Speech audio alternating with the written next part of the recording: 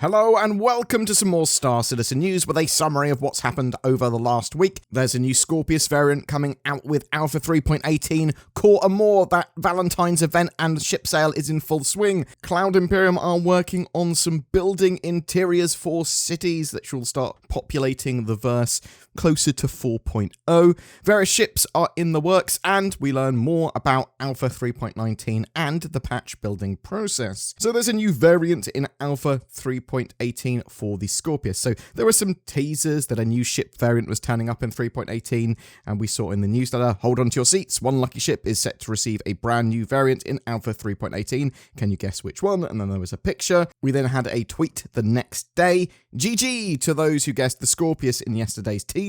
Now that we know the RSI Scorpius will be getting a brand new variant in Alpha 3.18, can you figure out what kind it will be based on today's sneak peek? And then there's a picture of what it looks very similar to the back of the Avenger Warlock, sort of the EMP there. So from the picture, we can summarize that it's probably an EMP ship, but there's been some chatter about a potential quantum interdiction variant. In fact, there's a bit of a leak suggesting that's actually going to be potentially both. Sort of the ship might be able to do both, or there's going to be two variants. So there was a thread.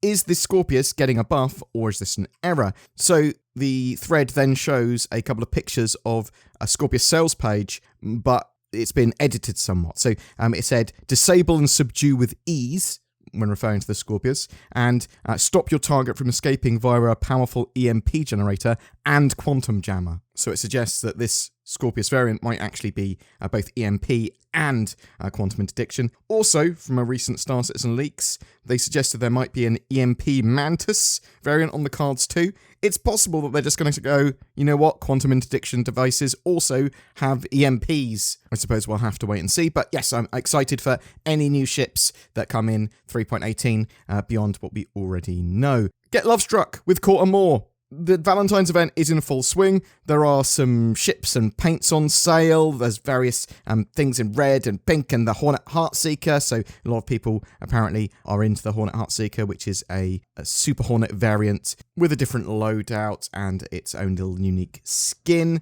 But get involved in Coramor. There are some pink armors and that sort of stuff as well. A screenshot competition if you want to get involved. Star Citizen Live last week was Flight and Light Insight. So we're going to be doing a full breakdown of that show, but I'm going to give you some quick highlights here.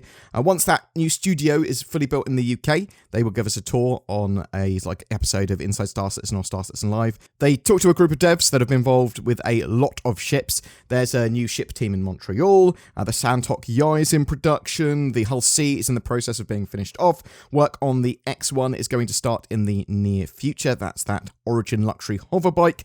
The next great Starship show that Cloud Imperium ran many moons ago was a great recruitment tool for them, getting devs, especially when they had a much smaller company. They talked about Light from some of the Turbulent devs as well, so they're working on the new Lorville 2.0 cityscape for 3.19, but lighting work is important for all ships and structures. They're also working a lot on Pyro and its assets. And Jared then talked about the build process for getting features to live and the reasons why that we've had a 2022 so dominated by 3.17's branch. So the build process for a patch goes from game dev to staging to release to live, where features are developed in the sort of game dev branch and then branched out when they go, we want 3.17, 3.17.1, 3.18 or whatever, and then they iterate on that, they exclude some features potentially, and then it gets into our hands via that process. Point patches like 3.17.1, 0.2, 0.3, 0.4, 0.5 have the same process as an entirely new patch like 3.18 or 4.0. Once a patch is released, they take it back into the game dev branch before the next branch is then built out. So, and because they basically want to build it on that code base, the sort of updated code base. Persistent entity streaming very much caused a lot of destabilization in the code, and stabilization is something that Cloud Imperium tried to do during the game dev branch, the PTU phase, and even after a patch is live. They want to get it in a stable place as possible. Since 2022, Cloud Imperium have been releasing point patches, sort of smaller-ish patches because they were anticipating 3.18 and persistent entity streaming, but it sounds like we're still going to get these smaller style patches through 4.0 to get the major new features like persistent entity streaming and server meshing fully dialed in. In Inside Star Citizen this week, it was more of the journey to 4.0, and Cloud Imperium are building interiors. So at the moment, they're working on getting Lorville 2.0 and the new cityscape done. That's for 3.19, but after that they want to expand out the interiors of buildings, out landing zones for gameplay space, missions and general landing zone sort of living, making the area feel more alive. And they've got plans for the rooftops of buildings, going down into the sort of technical floors and the maintenance areas, and then into sort of shopping areas or commercial areas, office block bits, all the way to the lobby, and then even below that to the underground and potentials for sort of underground access, tram and commuter networks, all that sort of jazz. We had the first roadmap update of 2023 as well, and this looked at 3.19 and just a few features there. It was a little bit disappointing because the roadmap update was actually quite sparse, but we know that they're obviously working on Lorville 2.0 and that new sort of cityscape. That's actually pretty big. There's also the new player experience, teaching players how to play through their first 30 minutes of the game without the need of an external tutorial. We've got salvage contracts, literally you being able to go, bam, I want to buy a mission location for where salvage is, pay the contract fee, and then you can go there and you can get all the salvage there. There's a Ghost Hollow PvP mission on Microtech as well. We do now know as well that 3.19 will be part of the 3.18 codebase, so technically it is a glorified point patch, though this should mean that we have a more stable patch cycle for 3.19, leading us to, hopefully, 4.0. There are a load of other potential features that could come with 3.19 in the future as well that Cloud Imperium have yet to confirm. Things like cargo gameplay, the Hull C, ship tractor beams, bounty hunting 2.0, Vulkan integration, and much, much more could turn up in that patch. There was a new Alpha 3.18 PTU patch as well over the weekend. Basically, Cloud Imperium are trying to push for open PTU. They say that should be pretty soon. In the latest patch, it was just a couple of minor updates as Cloud Imperium were attempting to get that open PTU build out for the weekend, but obviously were unable to. There were some ultra-wide monitor quality of life updates. They prevented the med gun from being used in green zones. They fixed an issue where ships were spawning with hull damage after they had been freshly claimed.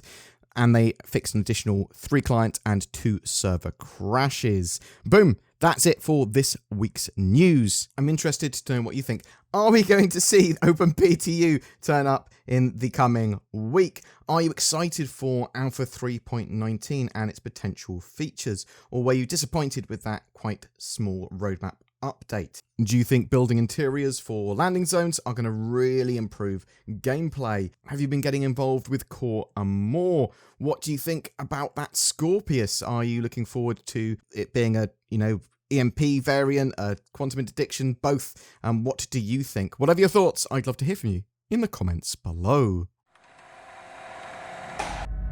That's the last chevron locked in, Mr. Daniel Jackson, who is legally distinct from any doctors of the same name.